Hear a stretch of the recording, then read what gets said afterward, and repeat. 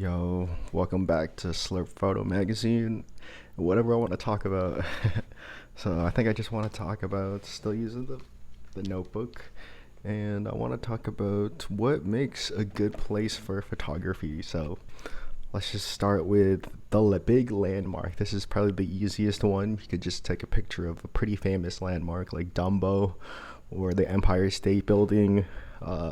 Bridges are also a really good way to get those landmark, like Golden Gate Bridge, Eiffel Tower, anything that is, if you can just search it up on Instagram or something, you could definitely find all of those. But those are pretty basic. But those are pretty good to have. It's just the appreciation of that engineering and architecture and all the work that's been behind it, and it's famous for a reason. So definitely find some sort of landmark. It doesn't have to be the most traditional landmark either. It could be like, I don't know, Waffle House or something, or a Buc-ee's or a gas station. So, or like 7-Eleven or Family Mart in Japan. So yeah, anything can be a landmark, but the big landmarks are pretty iconic. Number two, let's see, different types of textures on buildings. So if you look at the buildings, especially the older ones, they have a lot more, like, it kind of looks like it's chiseled out, you know, like different pillars or different like small little aspects of the building, all the little details. Those are really good to try and take pictures of because they're so unique. Textures of plants, trees, being in the forest, being in nature. Nature's always perfect when it comes to photography. It can be kind of hard at times with the different lighting and doing a macro shot, or yeah, it'll challenge you in a different way than in street photography. And yeah, different shapes, hard lines are also really good to try and get some cool shots. I also like going to like different museums that has a bunch of interesting textures too, of different art pieces, of like physical art, or like, or even at like the zoo. It's all these different things will challenge you, and you will have to adapt with your camera. So it's always a fun, interesting learning process.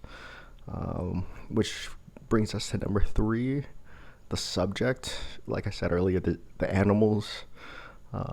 You can also do the buildings or human beings, like your friends and family, for different subjects, weddings as well.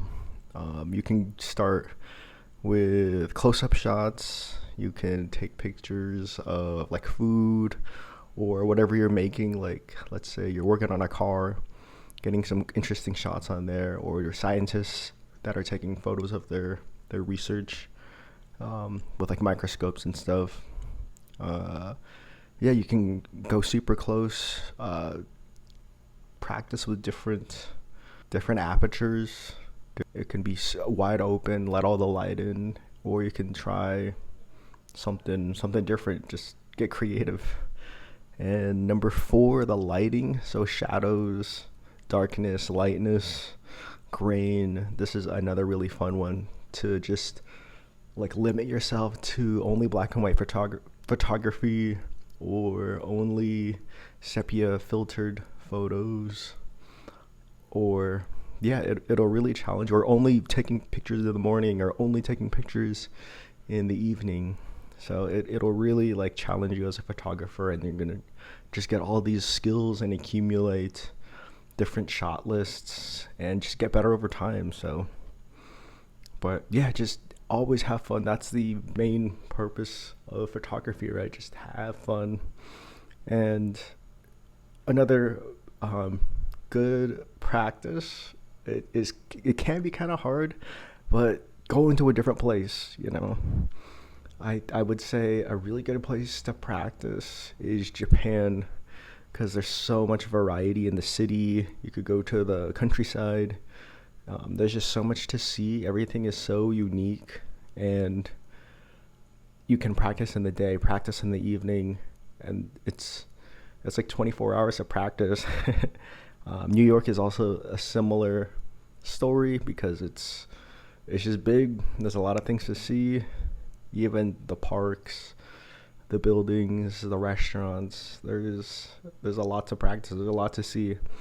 But it's not always the big cities where you should take pictures because everybody's photos will kind of look the same at a point. Like you could only take a picture of the Statue of Liberty, and that's it. You're gonna have a couple photos of that, but yeah, definitely try out different places like the beach, the forest, going to like the bush, going to the jungle, going to different places.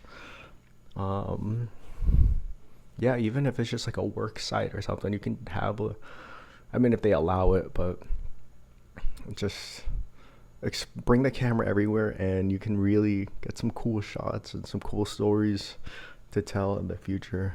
So, yeah, happy photo taking.